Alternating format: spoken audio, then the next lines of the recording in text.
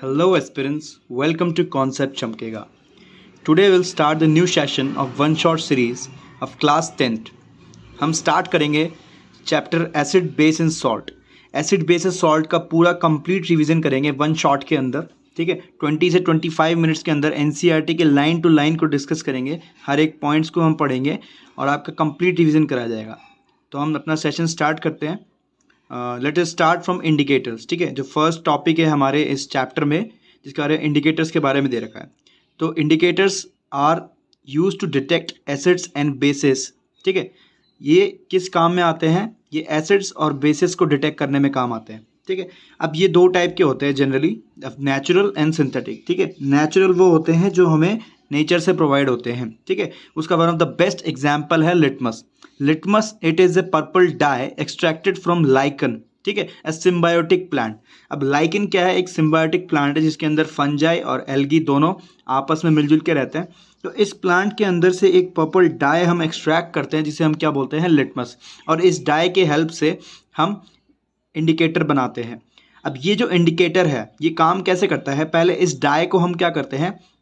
Red और blue litmus paper में convert कर लेते हैं. ठीक है, अब वो कन्वर्ट करने के बाद हम क्या करते हैं? जब भी हम एसिड डालते हैं किस पे? ब्लू लिटमस पे, तो ब्लू लिटमस को एसिड किस में कन्वर्ट कर देता है? रेड में. ठीक है, और अगर हम रेड लिटमस पे बेस का ऐड करते हैं तो हमें क्या मिलता है? Blue colour. तो इस तरह से हम एसिड और बेस को क्या कर पाते हैं? डिटेक्ट. ठीक है, इसके बाद में अगर बात करूं सेकंड नेचुरल इंडिकेटर की, तो वो हमारा है टर्मरिक. ठीक है, टर्मरिक क्या है? इट्स जनरली डिस्क्राइब हुआ था. ये नॉर्मली हम क्या करते हैं, जब कपड़े पे हमारे कुछ दाग लग जाता है, ठीक है, वेजिटेबल या फिर उसका, तो जब हम इसको वॉश करते हैं तो सोप से वॉश करते हैं. अब सोप में क्या होता है? बेस होता है.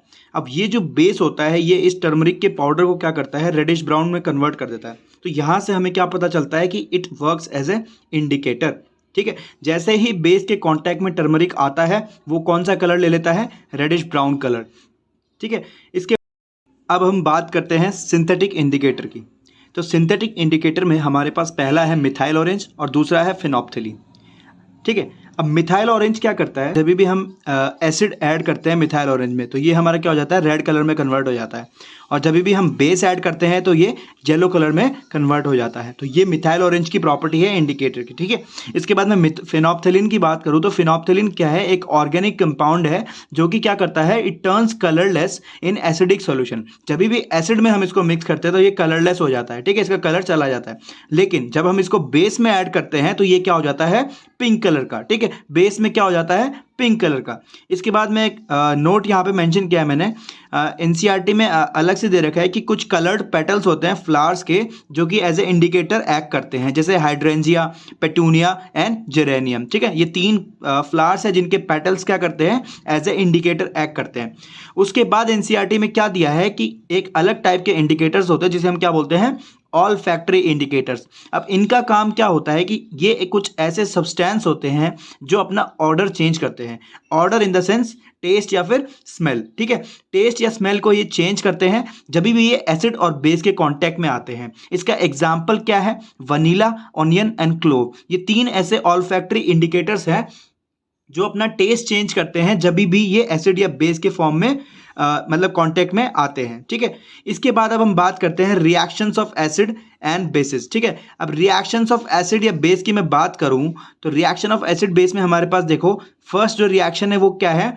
एसिड या बेस को हम जब भी मेटल से रिएक्ट करते हैं तो हमें क्या मिलता है? सॉल्ट और हाइड्रोजन गैस. ठीक है, एसिड और बेस को जब भी हम मेटल से रिएक्ट करते हैं तो हमें मिलता है सॉल्ट और हाइड्रोजन गैस जो कि रिलीज होती है. ठीक है, इस गैस को हम कैसे आइडेंटिफाई कर सकते हैं? ये एक बर्निंग साउंड देती है, पॉप साउंड, जब भी हम फ्लेम के पास लेके आए. ठीक है, तो इसका एग्जाम्पल देखो, जहाँ पे मैंने HCl एसिड लिया है, हाइड्रोक्लोरिक एसिड, और यहाँ जिंक मेटल लिया है. तो HCl जब भी जिंक से रिएक्ट करता है तो एक तो सॉल्ट बनता है जिंक क्लोराइड और दूसरा हमारी हाइड्रोजन गैस रिलीज होती है. सेम मैंने यहाँ बेस के साथ रिएक्शन दिखाई है. NaOH और जिंक जब रिएक्ट करते हैं तो सोडियम जिंकेट बनता है. It is a complex compound और हाइड्रोजन गैस रिलीज होती है। इसके बाद मैं सेकंड रिएक्शन की बात करूं तो सेकंड रिएक्शन में हमारे पास क्या है, मेटल कार्बोनेट और बाइकार्बोनेट। ठीक है, मेटल कार्बोनेट या बाइकार्बोनेट के साथ जब भी हम एसिड को रिएक्ट करवाते हैं तो हमें क्या मिलता है, सॉल्ट, वाटर और कार्बन डाइऑक्साइड गैस। ये तीन चीज है जो हमें हमेशा मिलती है। इसका एग्जाम्पल देखिए, यहाँ मैंने सोडियम कार्बोनेट सॉल्ट लिया है। सोडियम कार्बोनेट को जब मैं HCl से रिएक्ट करवाता हूं तो हमें क्या मिल रहा है, सोडियम क्लोराइड तो सॉल्ट है, वाटर है और CO2 गैस। ठीक है, salt plus water plus gas. ठीक है, ऐसे ही मैं जब बाइकार्बोनेट का रिएक्शन करवा रहा हूं HCl से तो हमें सेम प्रोडक्ट मिल रहा है। तो ये कॉमन रिएक्शन है कार्बोनेट्स और बाइकार्बोनेट्स की एसिड के साथ, जिसमें हमें क्या क्या मिलता है, सॉल्ट, वाटर एंड CO2। ठीक है, इसके बाद मैं अगर बात करूं, यहां पे देखिए ध्यान, अब देखो यहाँ पे मैंने नोट लिख रखा है कि on passing CO2 through lime water, मतलब जो CO2 गैस अभी रिलीज हुई उसको जब हम लाइम वाटर के थ्रू पास करते हैं, that is your calcium hydroxide, तो हमें क्या मिलता है, calcium carbonate. It is a white precipitate. क्या होता है, it is a white precipitate. अब ये जो प्रेसिपिटेट है इसको हम जब एक्सेस CO2 पास करवाते हैं, मतलब इसी प्रेसिपिटेट में से जब हम एक्सेस CO2 पास करवाते हैं तो हमें क्या मिलता है, कैल्शियम बाइकार्बोनेट। ठीक है, ये सॉल्यूबल होता है वाटर के अंदर। ठीक है, एक्वस फॉर्म में होता है कैल्शियम बाइकार्बोनेट। तो ये कुछ रिएक्शंस है जो कि इंपॉर्टेंट है और एग्जाम में पूछी जा सकती है। इसके बाद में अगर रिएक्शन की बात करूं तो हमारे पास तो सबसे फेमस रिएक्शन है जिसे हम क्या बोलते हैं, न्यूट्रलाइजेशन रिएक्शन। क्या कहते हैं, न्यूट्रलाइजेशन रिएक्शन। अब न्यूट्रलाइजेशन रिएक्शन क्या कहती है कि जब भी हम एसिड और बेस को आपस में रिएक्ट करवाते हैं, एसिड और बेस को जब हम साथ में रिएक्ट करवाते हैं तो हमें क्या मिलता है, सॉल्ट प्लस वाटर। ठीक है, एसिड और बेस एक दूसरे को न्यूट्रलाइज कर देते हैं। देखिए NaOH और HCl, ये स्ट्रॉन्ग बेस है और ये स्ट्रॉन्ग एसिड है, तो हमें क्या मिलता है, सॉल्ट और वाटर। ठीक है, और उसका एक और छोटी सी रिएक्शन है जो हमें ध्यान रखनी है, that is metal oxide plus acid. जब भी मेटल ऑक्साइड की रिएक्शन हम एसिड से कराते हैं तो हमें सॉल्ट और वाटर सेम प्रोडक्ट मिलता है। इसके बाद में अगर पर्सनली एसिड्स की बात करें कि भाई एसिड की क्या क्या प्रॉपर्टीज़ है, तो एसिड्स में देखो, एसिड क्या होता है, सोर इन टेस्ट। इसका जो टेस्ट होता है वो थोड़ा खट्टा होता है बहुत ज़्यादा, जैसे आपने विनेगर टेस्ट किया हो कभी। ठीक है, तो एसिड्स क्या होते हैं, इनकी एक कैरेक्टरिस्टिक प्रॉपर्टी होती है कि ये हमेशा H+ आयन रिलीज करते हैं। किस में, एक्वस सॉल्यूशन में। जब भी ये एक्वस सॉल्यूशन में डिसॉल्व होते हैं तो क्या रिलीज करते हैं, H+ आयन। अब due to which it conduct electricity, ये आयन होने की वजह से वाटर में क्या है, मूवमेंट मिल जाता है इलेक्ट्रिक करंट को। ठीक है, करंट क्या करता है, पास हो जाता है और ट्रांसफर हो जाता है। ठीक है, with the help of ions. उसके बाद देखो यहाँ पे मैंने रिएक्शन भी दे रखी है, जब भी हम HCl को वाटर में रिएक्ट कराते हैं तो H+ या H3O+। H3O+ क्या होता है कि वाटर के साथ H+ जुड़ जाता है और Cl- रिलीज होता है। ठीक है, अब जो हमारा बेस होता है वो बेस क्या होता है, बिटर इन टेस्ट होता है। ठीक है, और क्या करता है, release OH- in aqueous solution. ठीक है, जब भी हम बेस को वाटर में डिसॉल्व करते हैं तो OH- आयन देता है। सेम प्रॉपर्टी शो करता है एसिड के जैसे, इलेक्ट्रिक कंडक्टिविटी। ठीक है, उसके बाद मैं बात करूं कि जो बेसिस, ऐसे बेसिस जो कि वाटर में डिसॉल्व हो जाए, bases that dissolve in water are called alkali. ठीक है, ये इंपॉर्टेंट पार्ट है। ऐसे बेसिस जो कि वाटर में डिसॉल्व होते हैं उसे हम क्या बोलते हैं, अल्कली। ठीक है, all alkali are bases but not all bases are alkali, ये बात ध्यान रखिएगा। ठीक है, दे आर सोपी, ठीक है, in touch, they are bitter and corrosive in nature, ये इनका कैरेक्टरिस्टिक है। ठीक है, इसके बाद अगर मैं बात करूं, process of dissolving an acid और base in water is exothermic. इसमें क्या बोला है कि जब भी हम एसिड या बेस को वाटर में डिसॉल्व करते हैं तो क्या होती है, रिएक्शन में से हीट निकलती है। ठीक है, हीट निकलती है। क्यों निकलती है, क्योंकि वो एक्सोथर्मिक रिएक्शन होती है। इसलिए हम क्या करते हैं, जब भी एसिड या बेस को ऐड करते हैं वाटर में तो हम स्लोली ऐड करते हैं। ठीक है, विद कांस्टेंट स्टीयरिंग, हम लगातार उसे स्टिर करते हैं, मिलाते हैं और फिर धीरे धीरे ऐड करते हैं। वरना अचानक से अगर हम उसमें ऐड करेंगे कंसनट्रेटेड एसिड तो पानी क्या हो जाएगा, स्प्लैश आउट हो जाएगा और बर्निंग कर देता है। ठीक है, इसके बाद अगर मैं डाइल्यूशन की बात करूं तो डाइल्यूशन क्या होता है, it is mixing of acid और base in water that result in decrease of ions per unit volume. मतलब जब भी हम एसिड या बेस को वाटर में मिलाते हैं तो जो आयंस का कंसंट्रेशन है पर यूनिट वॉल्यूम के हिसाब से हम देखें, अगर हम मोलर कंसंट्रेशन की बात करें तो वो डिक्रीज हो जाता है। इस वजह से क्या होता है, कंडक्टिविटी भी क्या हो जाती है, इंक्रीज। जब भी हम डाइल्यूट करते हैं तो इलेक्ट्रिकल कंडक्टिविटी बढ़ जाती है। ठीक है, इसके बाद अगर मैं pH स्केल के बारे में देखो, pH स्केल क्या है, एक ऐसी डिवाइस है जो कि पावर ऑफ एसिड या बेस को डिटेक्ट करती है। ठीक है, पीएच का मतलब ही क्या है, पीएच होता है एक पोटेंस, जर्मन वर्ड है जिसका मतलब होता है power.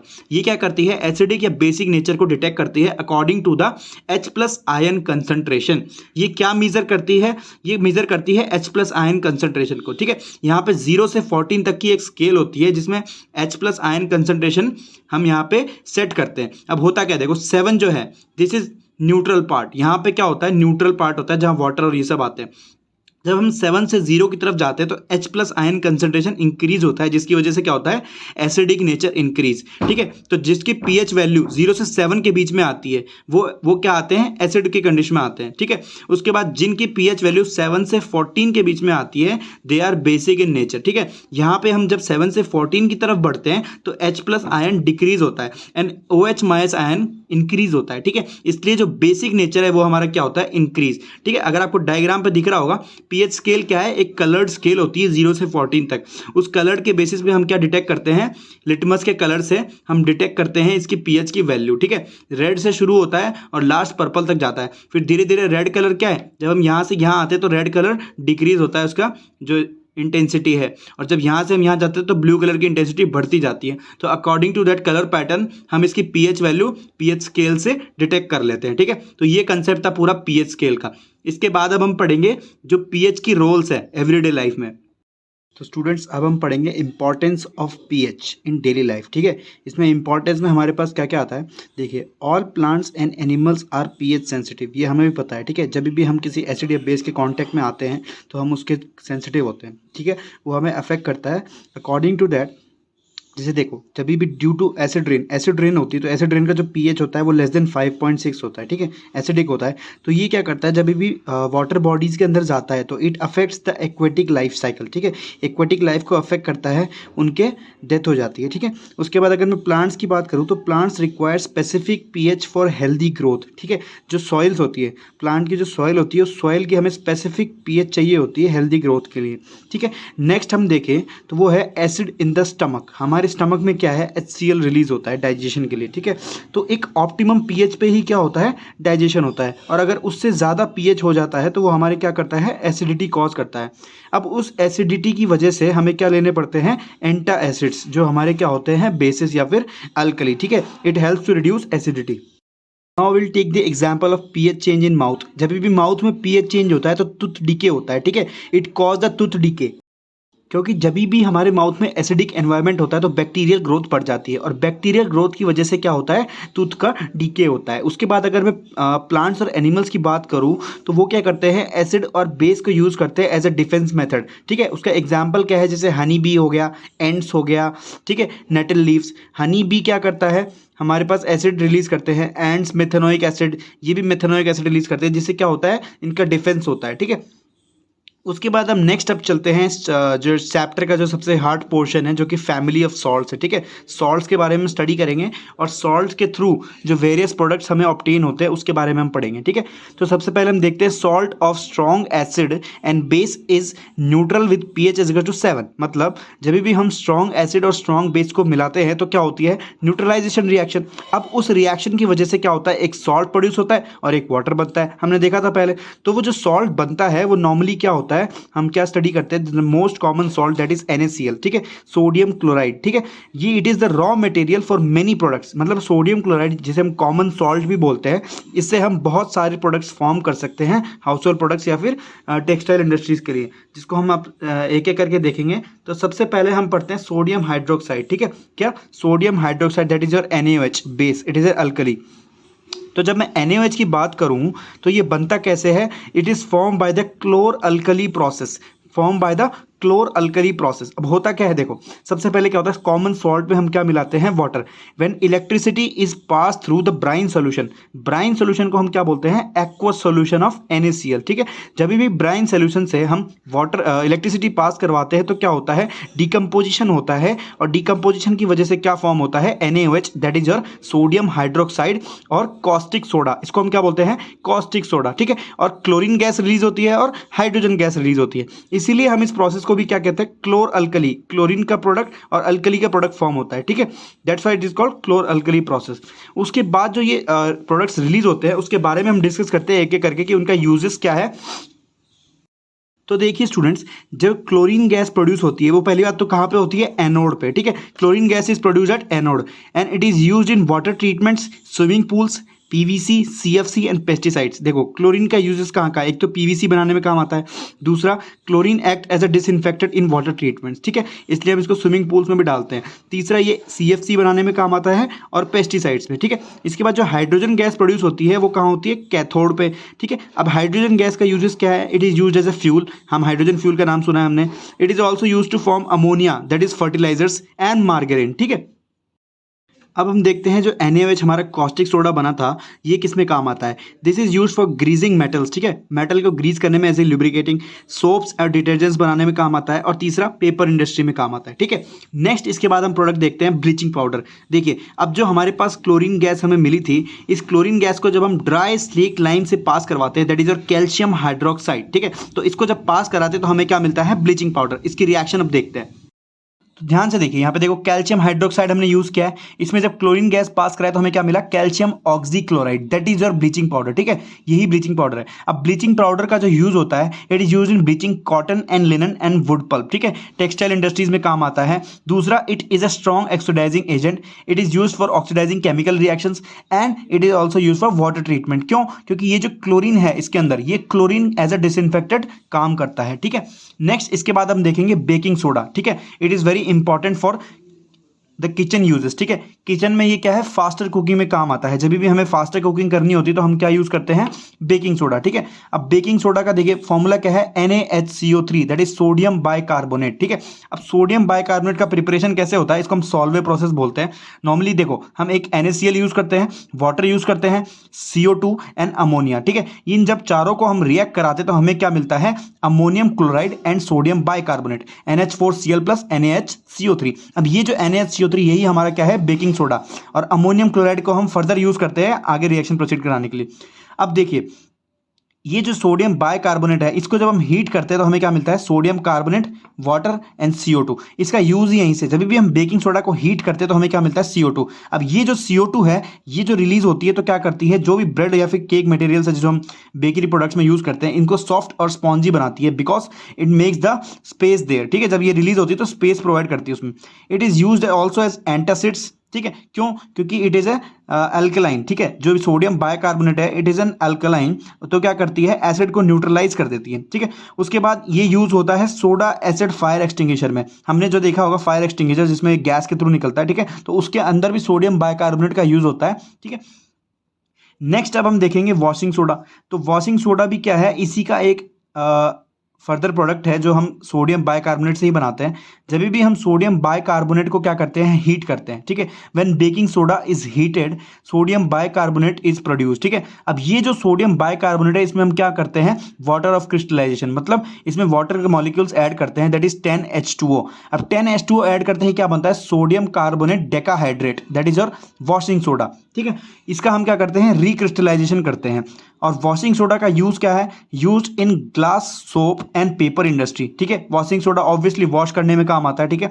Used in preparation of borax. Borax क्या है, एक सोडियम कंपाउंड है जो कि हमें हम पढ़ते हैं फर्दर क्लासेस में, बोरेक्स टेस्ट में यूज में आता है, ठीक है। उसके बाद एक और इसका अच्छा काम है, it removes the permanent hardness of water. Washing soda से हम क्या कर सकते हैं, permanent hardness of water remove करते हैं, जिससे कि वाटर सॉफ्ट होता है, उसको हम ड्रिंकिंग के लिए यूज कर सकते हैं।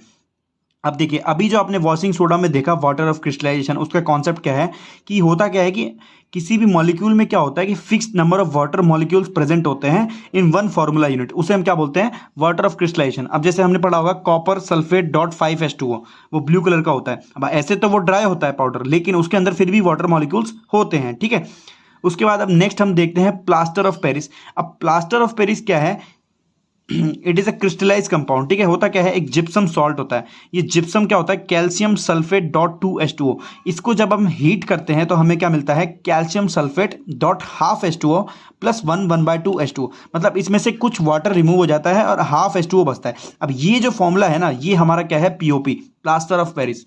इसी का यूज करके हम क्या करते हैं, POP is use to support fractured bones making toys and decoratives. मतलब डॉक्टर्स इसको नॉर्मली यूज करते हैं जब भी बोन्स का फ्रैक्चर होता है तो हम पीओपी का यूज करके प्लास्टर करते हैं, ठीक है। उसके बाद टॉयज में बनाने में काम आता है और डेकोरेटिव्स भी। उसके बाद पीओपी क्या करता है, पीओपी को जब भी हम पानी से मिक्स करते हैं तो अगेन क्या करता है, फॉर्मेशन ऑफ जिप्सम। लेकिन इस बार क्या होता है, ये हार्ड मास फॉर्म कर लेता है जो कि किसी यूज का नहीं होता, ठीक है। जिप्सम एक हार्ड मास होता है।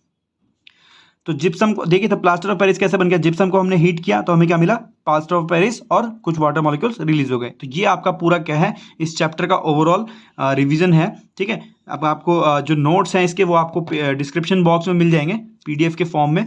और आपको वीडियो अगर अच्छा लगा है तो लाइक कीजिए और शेयर जरूर कीजिए, ठीक है गाइस। Thank you.